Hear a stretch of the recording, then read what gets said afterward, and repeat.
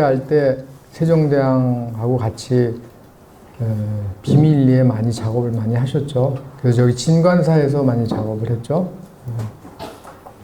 그리고 그때에 신미대사하고 같이 세종대왕의 심부름꾼을 한 분이 그 진관사 쪽을, 그래서 그분이 세종대왕의 다섯째 아들이 심부름을 했습니다. 그래서 그 다섯째와 아들의 묘가 여기서 가까운 데 있죠. 삼성병원 뒤에 있죠. 네. 근데 삼성병원 뒤에 있는데 그 다섯째 아들의 그 부인이 그 이 봉은사하고 아주 인연이 깊습니다. 그래서 그 다섯째 아들이 일찍 돌아가셨는데 이 봉은사에다가 그 당시에 땅을 20만 평을 이제 시주를 했어요. 그리고 그 다섯째 아들의 부인이 출가를 하셨죠. 비분이 스님으로. 그래서 지금 그 삼성병원 뒤에 가면 거기 묘역이 있습니다. 그 출가하시면서 여기다 기증하시고,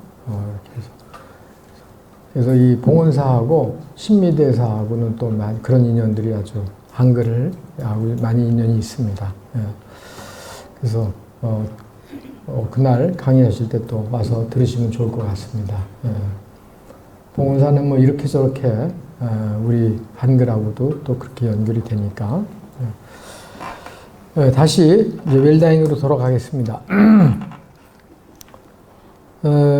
지금까지 이 죽음이라는 걸, 그래서 우리는 죽음을 신체적인 죽음, 생물학적인 죽음에 대해서 지금까지 이렇게 얘기를 나눴지만, 마지막에 제가 강조한 부분은 사회적인 죽음, 사회적인 죽음이 결과적으로 생물학적인 죽음과 사회적인 죽음은 일반 사람들한테는 같이 일어나죠.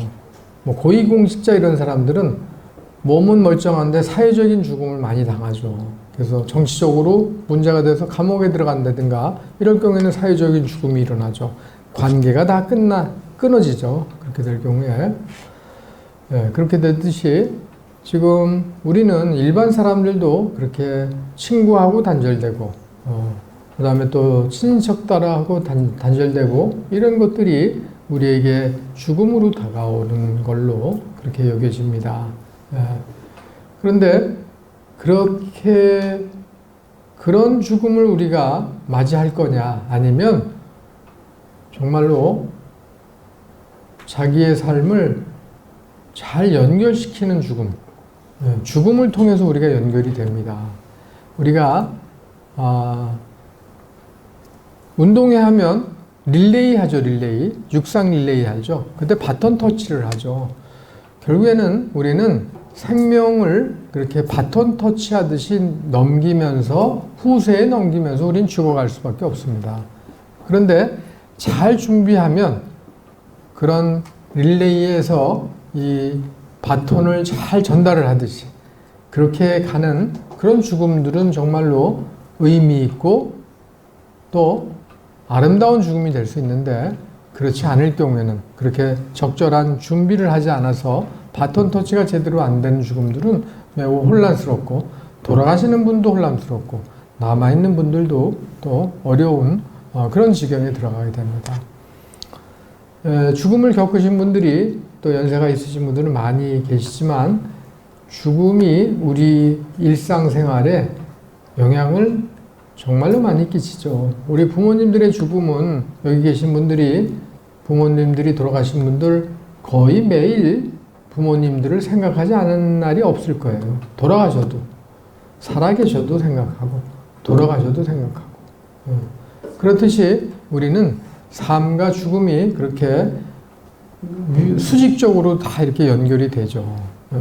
그러니까 죽음이라는 삶의 마지막 부분은 우리가 암만 잘 준비해도 지나침이 없는 것처럼, 그래서 지금 잠깐 보여드리는 화면은 과연 잘 준비되어 있는 죽음인지 한번 보시면서 우리들이 한번 생각해 봅시다라는 뜻에서 잠깐 틀어드립니다.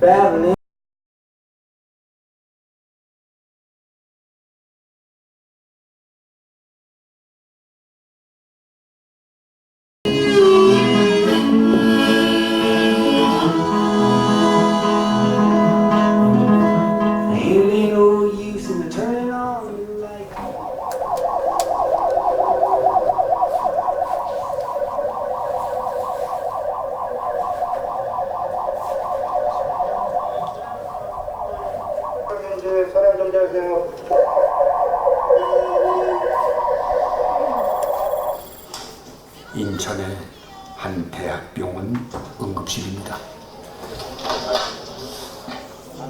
커튼 안에는 한 50대 가장이 누워 있습니다.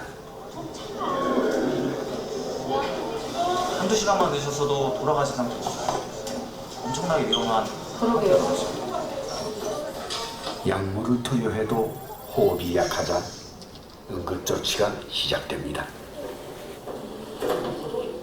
기도에 관을 넣어 인공적으로 호흡을 시키는 기관 삽관술이 시작됩니다.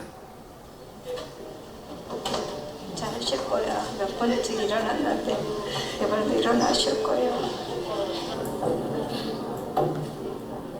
인공호흡이 시작되자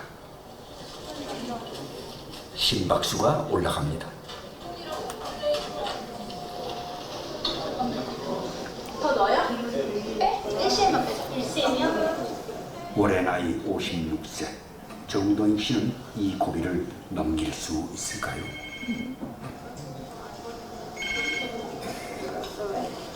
여보.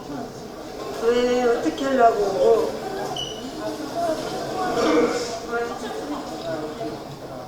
남편은 기도 깊숙이 들어간 관이 힘든가 봅니다.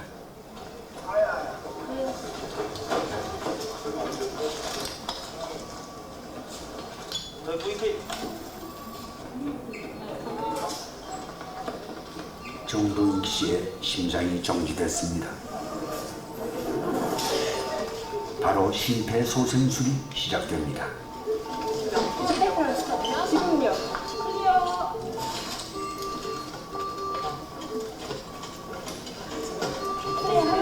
빨리 가야 돼.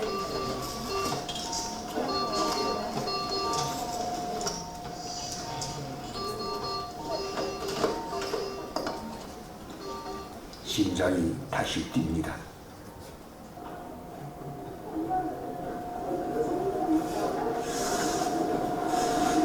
약물로 버티면서 최대한 소변을 나오게 하고 그 다음에 산증 조성을 하고 혈압을 어떻게 올려서 투석을 진행해야 되는 상태로 된 거거든요. 근데 아마도 안 좋아지실 가능성이 지금으로 봐서는 나가죠?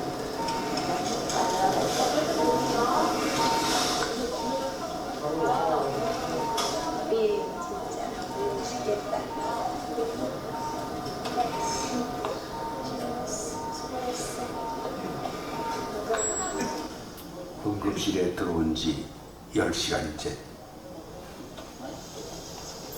심장의 움직임이 다시 둔해집니다. 2차 심폐소생술이 시행됩니다. 의자 좀 빼. 여기 라인.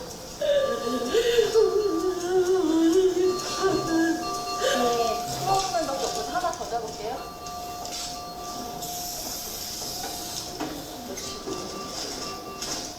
이번엔 몸이 반응하지 않습니다.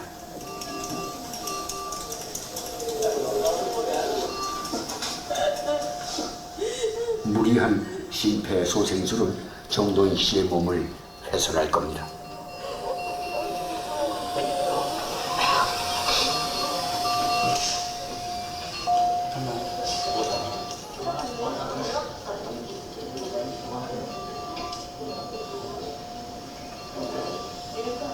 무너지지 마, 종소리. 무너지지 마. 괜찮아요? 아직이지 않아요? 엄마 아직이지? 엄마. 저건 저렇게 뛰잖아. 뛰잖아. 죄송합니다. 다시 몇 개 해줄게요.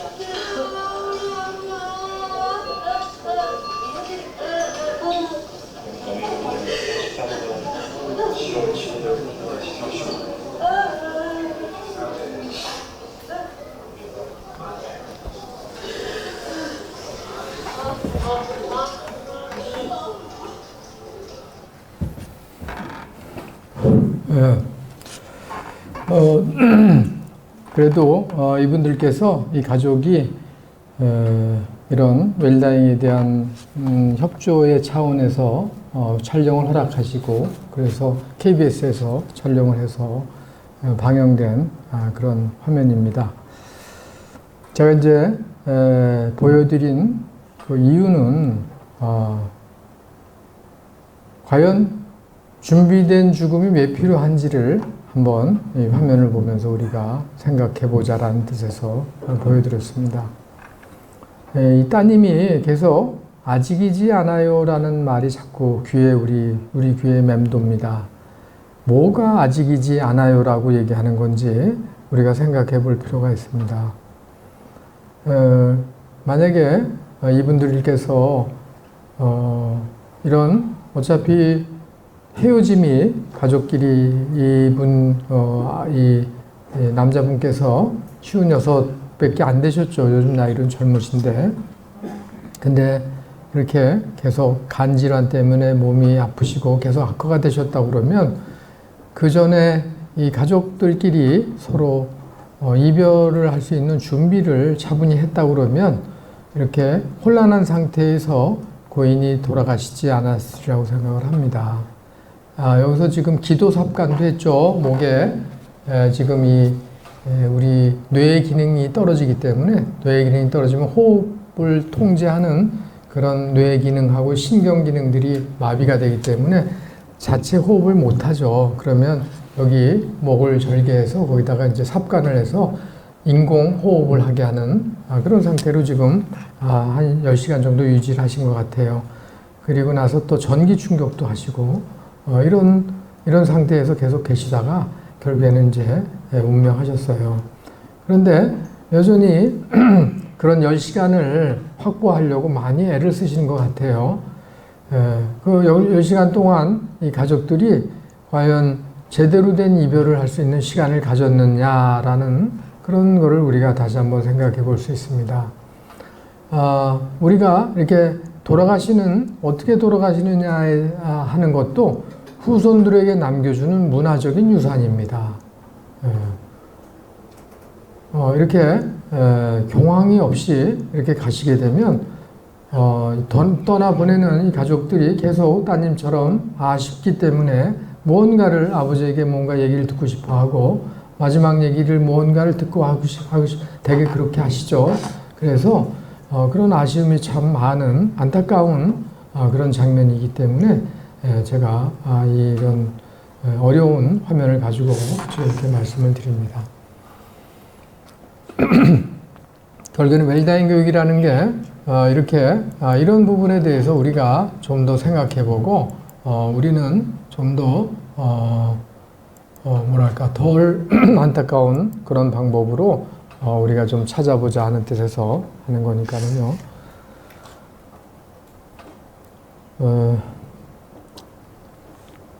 그래서 이 불교에서는 죽음이 끝이 아니기 때문에 죽음은 계속 우리가 윤회를 통해서 육도를 우리가 윤회한다고 그러죠.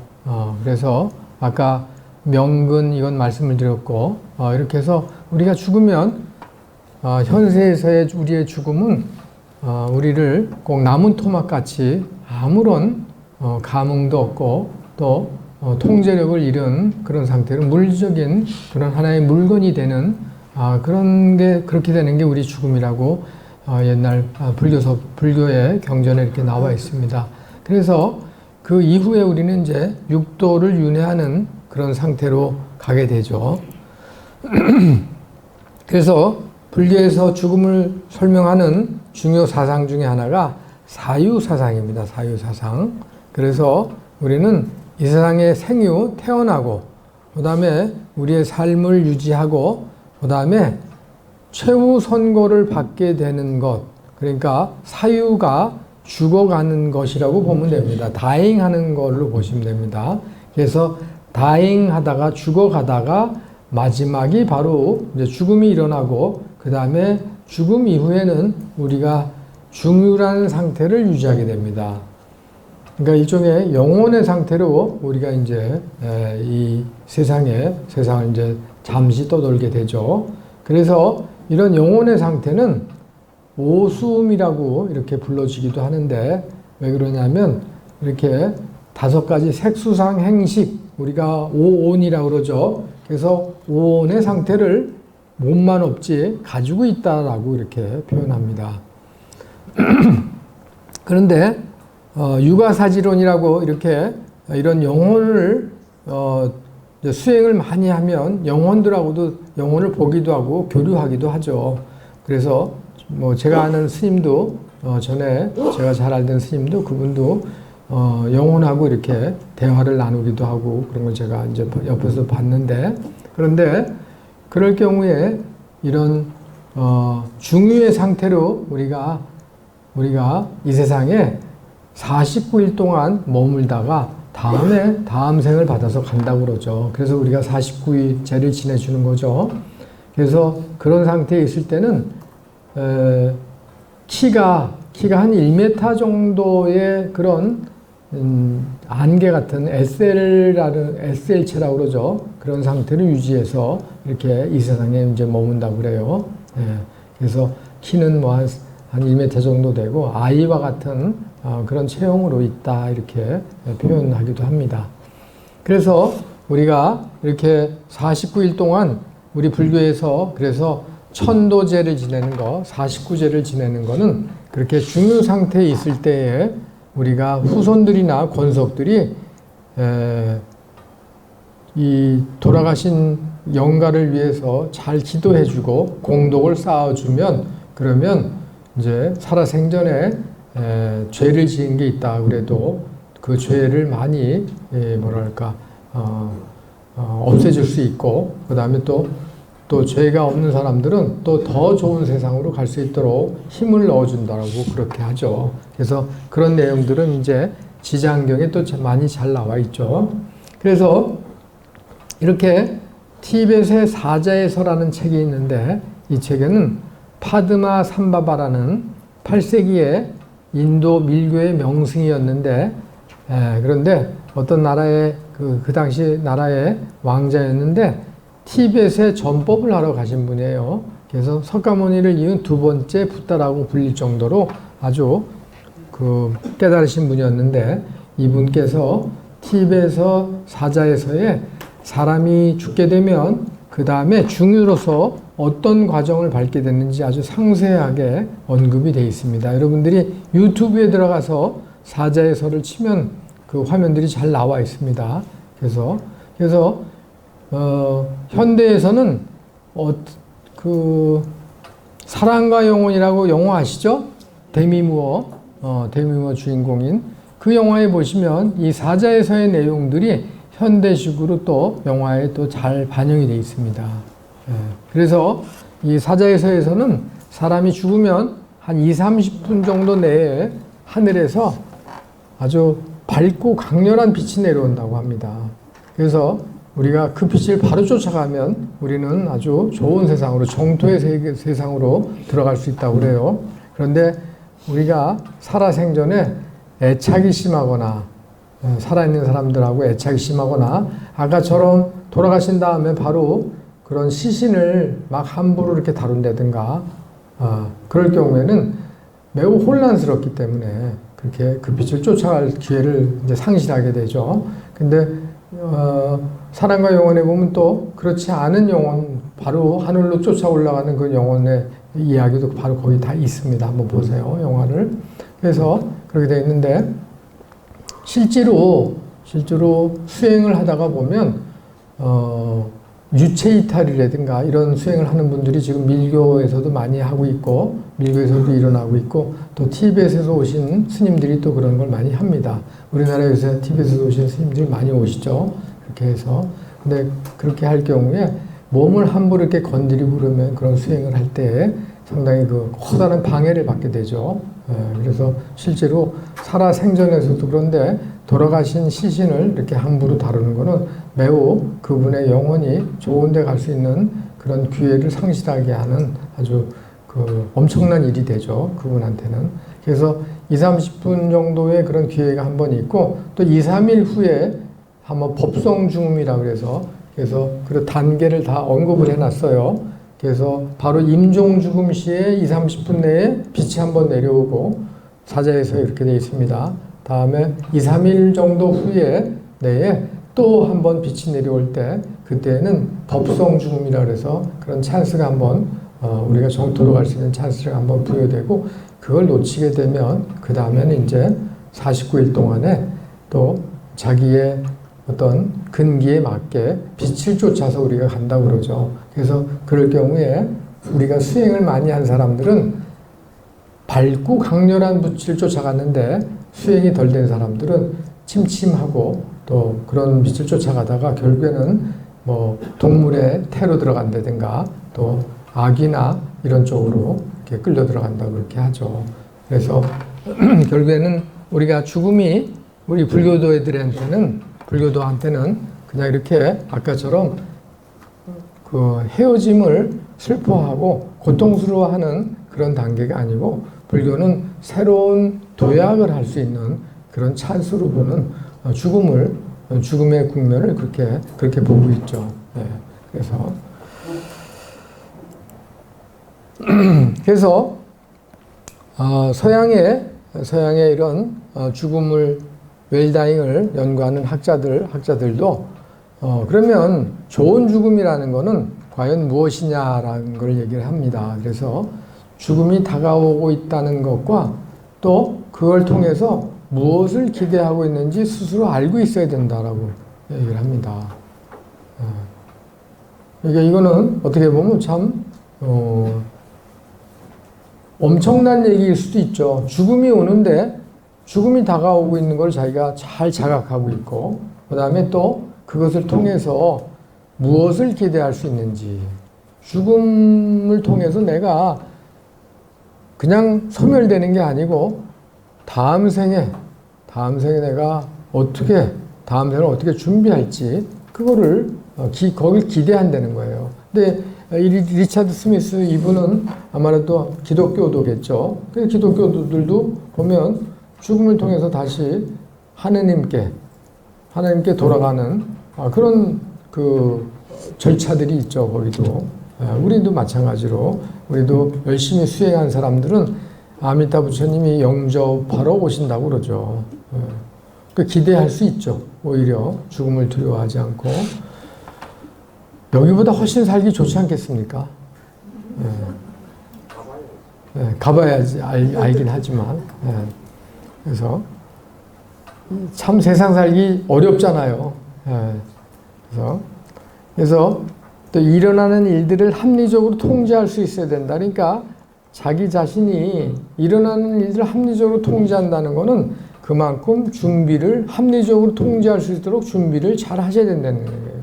건강도 그렇고 경제적인 것도 그렇고 등등 해서 그러니까 웰다잉 한다는 거는 제가 여러 번 강조하지만 잘 준비해야 된다는 거예요. 두루두루 주변의 관계도 잘 정리해야 되고 또 내가 숨 끊어질 때 되면 나하고 원수졌던 사람들하고 다 화해해야 되고 내가 잘못됐다는 사람들한테는 다 용서를 구해야 되고 내가 또 서운했던 사람한테는 서운했다고 얘기할 수 있어야 되고 그래서 아까 제가 관계가 그만큼 중요하다고 그랬지 않습니까? 그래서 그런 관계를 정상적으로 복원시켜 놓고 그리고 가는 것 그게 웰다잉입니다. 그러니까 준비해야 될 게 참 많아요. 그러면 그런 과정을 하려면 치밀한 준비가 또 있어야 되겠죠. 그 다음에 또 그러려면 또 치밀한 그렇게 그 사람들을 만나서 얘기할 수 있는 자신을 만들어야 되고 준비해야 되고 그 다음에 또 경제력으로 체력도 또 준비해놔야 되고 그러니까 가능하면 젊어서 일찍 준비할수록 더 좋다는 얘기입니다. 그 다음에 고통 완화, 그 다음에 존엄성, 그 다음에 그래서 요즘 뭐 리빙 윌이라고 그래가지고 사전 의료 의향서는 말할 것도 없고 사전 장례 의향서도 요새들 많이 쓰죠. 어떻게 왜? 죽고 나면 내 몸이 아니야. 내 몸을 함부로 사람들이 막 아까처럼 다룰 수 있어요. 그러니까 자기 몸을 미리 어떠한 식으로 분명하게 또 그거를 제대로 그대로 이행해 줄 사람에게 분명하게 그런 얘기를 부탁을 또 해야 되거든요. 근데 그런 거는 분명하게 미리미리 밝혀야죠. 밝히고 또 미덥지 않으면 사인도 받고 다짐도 받고 또 미리 또 좀 주고 유산도 좀 주고 또 그거 제대로 다 한 다음에 또 마저 찾아가라 이렇게 한다든가 벨수를 다 쓸 수 있겠죠. 그래서 철저하게 자기 중심으로 가야 됩니다. 그래서 또 어디서 죽음을 맞이할 것인지 이런 것들 그 다음에 이렇게 쭉 나와 있습니다. 그 다음에 마지막 작별 인사를 할 시간을 가져야 됩니다. 그래서 어떤 사람은 마지막 선고받은 다음에 자기 고향에 내려가서 전체 자기 옛날 시골 고향에 내려가지고 잔치를 벌인 사람도 있습니다. 실제로. 그래서 내가 앞으로 죽을 건데 미리 장례식 때 보는 것보다 미리 보겠다라고 그래서 소도 잡고 해가지고 동네 사람들 다 먹이고 그 다음에 만나서 마지막 작별하고 그런 거 하는 사람도 있어요. 정말 멋있는 사람이죠. 그 사람들은. 그래서 그 다음에 그 다음에 이 세상을 떠날 시간이 되었을 때 삶을 공연히 연장시키지 않고 아까 공연히 연장을 시킨 걸로 볼 수가 있어요. 준비를 안 했기 때문에 그렇죠. 그분들한테는 또 소중한 시간이었을 수 있어요. 하지만 좀 더 의식이 있을 때 그래서 아까 보여드린 화면 뒤쪽에 가면 대비를 해서 그런 가족의 또 얘기가 나옵니다.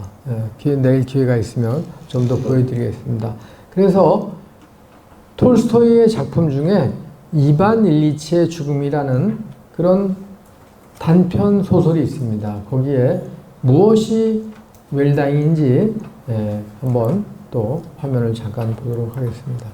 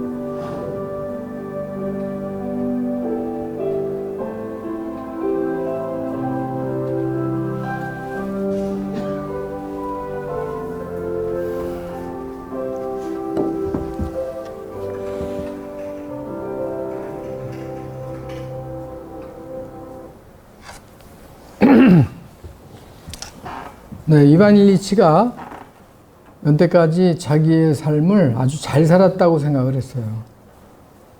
판사였고, 그 다음에 승진도 잘했고, 또 돈도 많이 벌고, 그러면서 가정과 조금씩 소홀해지고, 결국에는 부인하고도 소홀해지고, 다음에 아이하고도 소홀해지는 그런 상태로 들어갔습니다.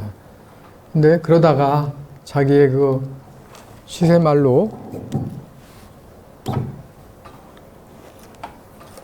그렇게 잘 나가는 삶이 갑자기 그 병으로 인해서 그래서 이제 엉망이 돼버렸죠. 그런데 괴로운 게 아무도 자기를 찾아와 주지 않죠. 그 다음에 또 자기를 위로해 주지도 않고 또 자기가 그동안에 사람들을 위로해 주지 않았던 그런 자기의 모습을 거기서 이제 자기를 아무도 찾아와 주지 않으니까, 그러니까 아까 제가 얘기한 단절된 자기의 삶을 적나라하게 이제 보게 된 그런 계기가 된 거죠. 그래서 그렇게 괴로워하던 중에 결국에는 여기 보면 3일 동안 미친 듯이 울었다고 그랬잖아요. 그래서 자기 자신에 대한 처절한 이제 반성을 한 거겠죠. 그런데 그 찰나에 이제 아들이 와서 아버지의 손을 붙잡고 자기 입술에 대면서 이제 울음을 터뜨렸어요. 그 순간에 자기가 그토록 미워했던 가족들에게 자기가 잘못한 것을 깨닫고, 그리고 정말로 내가 잘못했고 또 우리 가족들이 정말로 불쌍하구나라는 생각을 하게 된 거예요. 그러면서 여기 마지막 장면에 죽음의 공포는 찾을 수 없었고 죽음 대신 빛이 가득했다. 참 멋있는 말이에요. 연결이 됨으로써 우리 인드라망이라고 그러죠. 모든 사람들이 연결이 되어 있기 때문에 연결이 되면 한 사람이 불을 반짝 켜면 그 불이 계속 옆에 연결이 돼서 불이 켜지는 거죠. 이 사람 마음에 불이 켜지면서 자식으로 인해서 자식에 대한 마음이 변함으로써 이 사람 마음에 불이 켜진 거예요. 그래서 빛이 가득해진 거예요. 그래서 그렇게 단절된 삶이 죽음이지, 비록 몸은 가더라도 마음이 연결된 상태로 간 거는 그건 정말로 죽음이 아닌 거죠, 이제. 그래서 이반 일리치의 죽음을 통해서 우리가 다시 한번 깨달을 수 있는 거는 정말로 참 삶은 연결이 되어 있는 삶이다. 사람들과 연결이 되어 있는, 생명과 생명이 연결되어 있는 것, 그게 가장 우리의 삶에서 가장 중요한 거고, 그러한 상태로 우리가 살다가 가는 것이 가장 행복한 삶과 죽음이 된다는 것을 이걸 통해서 알 수 있습니다. 아까 처음에 봤던 그 화면은 그런 것들에 대해서 사실은 미숙한 거죠. 그분들도 보면 가족들이 아주 의의가 좋은 부부도 의의가 좋고, 앞에 본 화면이 그렇죠. 안타까워하고 따님도 그렇고, 그런데 문제는 뭐냐면 그렇게 그런 것들을 미리미리 준비할 수 있는 그런 기법들을 제대로 못 익힌 거죠. 참 안타깝죠. 그래서 우리에게도 이렇게 죽음은 기술이 필요한 거죠. 죽어가는 것도 기술이 필요한 거예요. 그래서 우리가 이게 죽음의 궤도 모델이라고 그래서 패터슨이 만든 1970년에 만든 아주 유명한 모델입니다. 우리는 잠재적으로 죽음에 대해서 그렇게 의식하지 않고 사는 잠재적인 죽음의 궤도를 살다가 갑자기 사형 선고를 받거나 아니면 병원에 갔더니 뭐 종양이 발견됐다든가 이렇게 됐을 때 이제 놀래게 되죠. 그래서 급성 위기 단계로 들어갑니다. 그래서 불안이 최고조로 됐다가 다시 괜찮은데요 라고 하면 또 그러면 천천히 곡선이 내려가다가 이제 수명을 다하고 죽겠지만 이거 진짜로 악성인데요 그러면 이제 급격히 이렇게 떨어지겠죠. 그죠? 곡선이 이렇게 되겠죠. 이렇게 떨어지나, 이렇게 떨어지나, 이렇게 떨어지나, 우리는 자기 나름대로, 자기의 수명대로, 자기의 업대로 이렇게 떨어지게 되어 있습니다. 이렇게. 그러면 우리는 요 상태만큼, 요 체정만큼 우리의 생물학적인 에너지를 쓰면서 자기의 삶의 수명을 쓰면서 우리의 생물학적인 에너지를 쓰면서 세상을 살아나가다가 결국에는 끝에 가서 소멸되는 거죠. 그러니까 아까 이반 일리치가 자기는 산을 오르고 있는 줄 알았는데 결국에는 내려가고 있었다라고 자기가 이제 보니까, 그러니까 이제 정신이 돌아오니까 제대로 본 거예요. 그러니까 죄송하지만 선생님들이나 저나 오르막길을 가지 않고 있습니다. 우리 내리막길을 가지고 있어요. 이팔 청춘은 없지 않습니까? 그죠? 그러면 우리 이렇게 내려가는 동안에 우리는 이렇게 촛불이 다해서 지듯이 촛불이 이렇게 수명을 다해서 촛불이 다 닳고 나면 불이 꺼지잖아요. 그러면 이렇게 꺼지고 마나요? 촛불을 태우다가 보면 우리의 삶을 이렇게 태우다 보면 이렇게 꺼지고 마는 건가요? 우리라는 존재가 뭐가 있을까요? 흔적이 남죠. 어디에 남을까요? 네? 어디에? 거시기에? 몸뚱이에? 몸뚱이 뭐 다 화장해서 없어지는데요. 영혼? 예, 그렇죠. 예, 영혼에 남죠. 예, 그래서 우리는 이렇게 내리막길을 가면서도 우리가 하는 게 있습니다. 뭐냐면 우리는 우리 자신의 의미를 만듭니다. 의미. 그래서 이 공간, 요 공간에다가 우리는 어떻게 자신의 의미를, 요 에너지를 써서 요 공간에다가 우리의 의미를 만들어 놓고 우리는 가는 거죠. 그래서 사람들이 이 의미를 보고 우리를 기억해주고 우리를 추모해 줄 수 있고, 우리는 여기에 쌓여 있는 그 의미를 가지고 요걸 가지고 염라대왕 앞으로 가는 거죠. 아미타 부처님한테 가든지 염라대왕한테 가든지, 그래서 요 식을 가지고 우리는 다음 생으로 가는 겁니다. 그러니까 우리가 이렇게 우리의 삶을 내리막기로 가더라도 우리는 그냥 없어지는 게 아니고 요거를 우리가 그린다라고 생각하시면서 사시는 게 그게 이제 바람직하죠. 이해가시죠? 네. 그러니까 열심히 여기를 채우는 건 뭘로 채워야 돼요? 네, 육바라밀로 채우셔야죠. 보시, 지계, 인욕, 정진, 선정, 지혜에서 그거를 여기서 만드는 거죠. 이렇게. 네.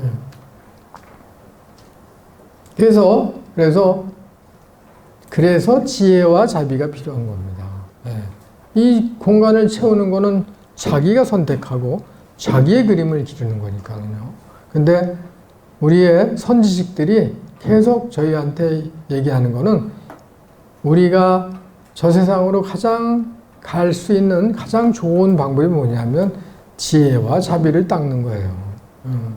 그래서 다른 사람에게, 타인들에게 자비스러워지는 것, 자비스러운 것, 따뜻하고 자비스러운 것, 타인의 생명을 귀하게 여기는 것, 이런 것들이, 이런 행동들이 참 중요하죠. 그래서 그걸 우리의 조상들이 옛날부터 그런 걸 뭐라 그랬냐? 덕을 베풀라고 그래서 덕. 덕이 우리가 한자로 얘기하면 큰 덕 이렇게 얘기하죠. 마음을 크게 먹고 그 사람의 마음을 포용해서 그래서 그 사람의 결국에는 그게 그 사람의 생명을 살려주는 일이거든요. 덕이라는 게. 그러니까 가령 뭐 덕을 베풀어서 그 사람이 덕을 베푼다는 게 그 사람이 어려울 때 그 사람을 도와주는 거잖아요.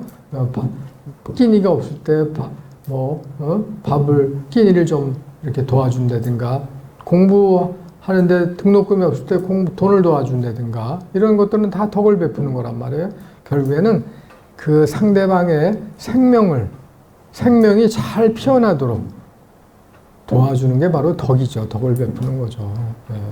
그러니까 우리 불교의 가장 핵심은 생명을 잘 살려주는 데 있습니다.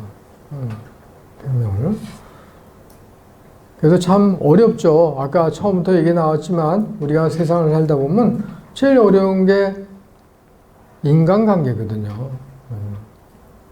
암만 좀 잘하려고 해도 또 상대방이 못되게 굴면 우리 마음이 또 서운해서 단절하게 되고 또 미워하게 되고 그렇게 되죠. 근데 결국에는 우리가 그런 거를 극복을 하는 게 결국에는 우리의 숙제죠. 그래서 이 빈 공간에 우리가 그런 걸 극복한 그런 역사를 우리가 써놓고 이제 가게 되면 좋은 일이 생기겠죠. 그래서 웰다잉 교육이라는 거는 죽음에 대해서 자기의 철학을 알아야 돼요. 자기 스스로 어떤 철학을 가지고 있는지, 삶과 죽음에 어떤 철학을 가지고 있는지. 그래서 가령 기독교 같은 데서는 11조 많이 하지 않습니까? 그래서 남한테 줄 때 10% 더 주고 받을 때 10% 덜 받는다. 이렇게 얘기하는 사람도 있어요. 그런 거 자기 나름대로 철학이에요. 그 다음에 불교가 어떻게 죽음을 가르치는지. 그 다음에 우리 불교는 12년법 있죠? 12년법이 이 불교에서 생사를 초월하는 가장 핵심적인 그런 그 교리예요. 12년법. 그래서 그거에 대해서 우리가 잘 연구하고 해석하고 그 다음에 또 무상 수행하시고 부정관 수행하시고 이런 것들. 그래서 내일 저녁 때는 부처님이 어떻게 돌아가셨는지 어떻게 웰다잉을 하셨는지 그걸 제가 여러분들한테 또 화면 등등 해가지고 또 같이 또 나눌 겁니다. 부처님은 정말로 웰다잉의 모범을 보이신 분이에요. 근데 우리가 부처님의 열반을 잘못 알고 있는 경우가 많아요.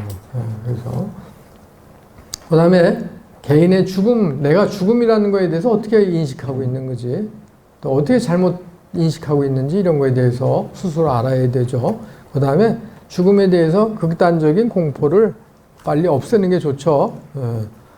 그래서 죽으면 더 좋을지 어떻게 알아요? 열심히 준비하시면 죽음 다음이 더 좋을 수 있어요.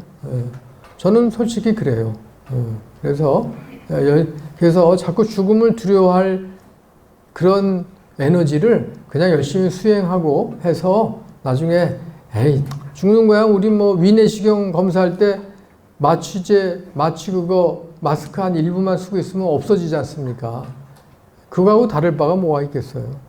근데 딱 깨어나고 보면 이제 그 수면 그 검사했을 때는 이상한 자세로 누워 있지 않습니까? 근데 정말로 죽은 다음에는 이제 그동안에 열심히 숙제를 잘 하고 가면 그러면 이제 눈 딱 떠보니까 아미타 부처님이 계시면 정말로 좋고, 그죠? 그렇게 우리가 준비하면 되죠. 그래서 죽음을 터부시하는 생각도 우리가 전환해야 되고, 제 학교의 연구실에는요, 제 방에 관이 있습니다, 관. 그래서 그 경비 아저씨들이 가끔 방에 오면 깜짝깜짝 놀랍니다. 특히 밤에 열쇠 안 가져가서 열어달라고 기절을 하려고 그래요. 그래서 저는 맨날 관하고 있으니까 그냥 별로 이제 익숙해지니까. 그러니까 이것도 자꾸 익숙해지면 오늘 아마 선생님들께서 죽음 소리를 아마 제일 많이 들어봤을 거예요. 이 세상에 태어나셔가지고. 그 다음에 또 자살을 예방해야 되고, 그래서 이 자살 예방하는 것도 중요하죠. 요새 안락사, 존엄사 이런 게 관계가 있습니다. 내일 잠깐 간단히 다룰 겁니다. 그래서 이렇게 쭉 이런 그 죽음에 대한 의학, 법률, 그 다음에 상장례 매우 중요합니다. 상장례는 장례식은 돌아가신 분을 하늘로 올라가게 하는 사다리입니다. 사다리 역할을 하는 겁니다. 그냥 뭐 형식적으로 하는 게 아니죠. 그래서 매우 중요한 역할을 하는 거죠. 그 다음에 또 애도 상담해 주는 것도 매우 중요합니다. 애도가 제대로 안 되면 아주 복잡해지죠. 지금 뭐 세월호도 지금 그 애도가 잘 완료가 된 게 아니에요. 보통 자식을 잃으면 우리나라 사람들은 자식을 잃은 고통이 가장 고통스럽거든요. 특히 초등학교 들어가기 전에 간 아이들 때문에 가장 고통스러워합니다. 좀 커질수록 좀 덜하죠. 그래도 세월호는 고등학생, 제가 세월호 그 사건 났을 때 팽목항에 내려가서 그 시신을 제가 이제 그 얹었을 때 제가 이제 그 수시도 해주고 그랬었는데 가서 그리고 또 근데 보통 그럴 경우에 그건 또 이제 또 뜻하지 않은 사고로 그렇게 갔기 때문에 유족들이 납득을 잘 못하거든요. 그래서 일부에서는 너무 유족들이 좀 심한 거 아니냐 이런 얘기도 또 그들 입장에서는 또 그렇습니다. 왜 그러냐면 남의 그런 대량의 그런 죽음을 보면 너무 고통스럽거든요. 그래서 그런 얘기를 하실 수 있는데 또 당사자들은 보통 그렇게 자식이 그런 식으로 돌아가면 3년에서 5년은 정신을 못 차려요. 되게. 3년 정도는 아예 집 밖에도 안 나오는 사람들이 많습니다. 그 다음에 한 5년 정도 돼야지 조금씩 거기서 이제 벗어나기 시작을 하죠. 근데 이제 올해가 5년째 되는 날이에요. 그러니까 우리 사회가 품어주는 수밖에 없습니다. 그 사람들은 아직 여전히 고통스럽기 때문에. 그래서 제가 이제 애도 상담의 가장 전공이 애도 상담이거든요. 그래서 제가 그쪽으로 연구를 많이 하기 때문에 학문적으로 그렇습니다. 그래서 웰다잉을 우리가 잘 하려면 그럼 어떻게 하냐? 아까 제가 말씀드렸듯이 그 기법을 우리가 잘 이제 공부해서 알아야 됩니다. 우리가 참선하고 그 다음에 또 명상하고 그래서 깨달음을 얻으려면 그것도 마찬가지로 기법이 필요하죠. 마찬가지입니다. 그래서 죽음에 대한 철학을 알아야 되고요. 그 다음에 또 죽음에 대한 종교도 알아야 되고 죽음에 대한 심리학도 알아야 되고 그 다음에 또 죽음이 일어나는 현장을 경험해 봐야 돼요. 그래서 장례식 같은 데 가셔서 그냥 휙 오시는 것보다 앉아가지고 죽음에 대해서 그 자리에서 그래서 장례식장은 죽음에 대한 철학을 하는 장소입니다. 철학도 일어나고 심리적인 치유도 일어나고 또 영적으로 확장되고 종교까지 연결되는 장소가 장례식입니다. 그러니까 거기 가셔서 물론 그런 고인들을 또 유족들을 위로도 해주시지만 자기 자신의 죽음에 대한 공부를 할 수 있는 성찰을 할 수 있는 아주 좋은 장소죠. 그래서 가만히 앉으셔서 거기서 한번 또 사유를 한번 해보는 것도 아주 좋습니다. 그 다음에 죽음이 일어난 현장, 그 다음에 죽음 이후에 사별 가족들, 유족들을 잘 위로해 주는 거, 그것도 또 아주 중요하죠. 그 다음에 죽음이 주는 삶의 의미를 깨닫고 그러다 보면 자기 자신에 대해서 이제 깊숙이 성찰하게 되죠. 그래서 그러면서 죽음에 대해서 우리가 이제 준비를 그렇게 하게 됩니다. 시간이 다 됐으니까 이제 마무리하겠는데, 그래서 이 웰다잉에 대해서 공부하시고 배우시고 하시려면, 그러면 이것도 하나의 불교 수행처럼 불교 수행을 하시면서 웰다잉을 같이 이렇게 겸사해서 생각하시면 됩니다. 무슨 얘기냐 하면 선생님들께서 불교 수행을 하시고 기도를 하시지 않습니까? 그러면 이제 우리 선생님이 조금 이제 바뀌실 것 같은데 아들 기도부터 하지 마시고 본인 기도부터 먼저 하십시오. 그래서 자기 자신의 존재에 대해서 먼저 성찰하고 기도하고 그래서 결국에는 나는 유한한 그런 유기체지 않습니까? 생물체지 않습니까? 그래서 나의 삶과 죽음을 어떻게 할 것인지 통째로 놓고서 그거를 바탕으로 해서 기도를 하셔야 됩니다. 그래서 불보살에게 기도할 때도 항상 그런 식으로 하셔야지 자기는 없고 아들이 뭐 되게 해달라 딸이 뭐게 해달라 이거는 오히려 불보살님도 그렇게 좋아하시지 않을 것 같아요. 본인이 없으니까 기도에. 그래서 그렇게 해서 그래서 모든 수행을 이렇게 죽음을 염두에 두고 내가 죽음 이후에 불보살님을 만나게 해주십시오. 이런 기도가 가장 좋죠. 그렇죠. 가게 하는 중에. 그렇게 되면 욕심도 없어지고 무리도 없어지고 또 균형 감각이 생기죠. 그렇게 해서 그래서 그런 식으로 불교하고 연결시켜서 웰다잉을 수행을 하셔야 되는데 요새 전문가가 되려면 만시간 법칙이 있죠. 만시간. 뭐든지 전문가 되려면 하나를 만시간 해야 된다고 그래요. 그래서 뭐 골프 선수들이 골프 스윙을 잘하려면 만시간 동안 스윙을 해야지 그게 뭐 어느 때든지 그렇게 나온다고 그러죠. 그런 것처럼 만시간 하려면 하루에 3시간씩 10년 동안 하면 만시간 된다고 그래요. 여기서 10년 내에 열반에 드실 분 안 계시죠? 네. 이제 앞으로 매일 하루에 3시간씩 기도하시면서 죽음을 염두에 두고 기도하시면서 하시면 그러면 10년 뒤에는 아마 해탈의 경지로 들어가시지 않을까 생각이 됩니다. 그러면 님도 보고 뽕도 따고 웰다잉도 마스터하시고 다음에 또 불보살님도 또 언제든지 만날 수 있고 이렇게 될 것 같습니다. 예, 늦게까지 경청해 주셔서 고맙고요. 내일 또 저녁 때 뵙도록 하겠습니다. 네, 감사합니다.